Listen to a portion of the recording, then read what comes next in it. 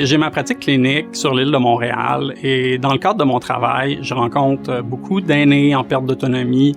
Les coûts du logement en ce moment sont vraiment importants, ce qui laisse parfois peu d'argent là, à mes patients, à ma clientèle pour assumer les coûts que ça peut représenter d'être en perte d'autonomie à domicile.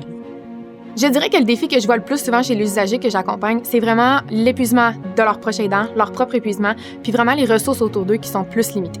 Des fois, pour obtenir certains équipements pour nos usagers à domicile, on doit consacrer entre 5 et 10 heures. Des fois, pour obtenir des choses qui sont tellement la base, là, des fois des barres d'appui pour la salle de bain ou des petits équipements là, dont nos personnes peuvent avoir besoin pour faire leurs soins d'hygiène.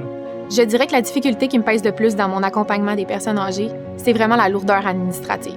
Par exemple, je peux passer environ 1 heure à faire mon évaluation professionnelle avec mon usager et par la suite être dans le bureau pour environ 3 heures afin de remplir les papiers nécessaires afin que mon usager puisse recevoir les soins adéquats. Un ratio de 3:1, ça fait aucun sens. Ce que j'aimerais ajouter, c'est que sur le terrain comme intervenant, on n'a vraiment pas l'impression d'être écouté par le gouvernement. La lourdeur administrative fait en sorte qu'on a toujours l'impression de devoir prouver notre travail plutôt que de bien le faire. Ça a vraiment un impact sur nos équipes, la rétention du personnel, mais aussi notre motivation à vouloir faire notre travail et d'aider les usagers autour de nous. Quand je pense aux personnes âgées que j'accompagne, la première chose qui me vient à l'esprit, c'est la dignité. C'est les gens qui ont construit le Québec, qui ont un vécu incommensurable. Et je pense qu'on se doit là, de bien prendre soin d'eux.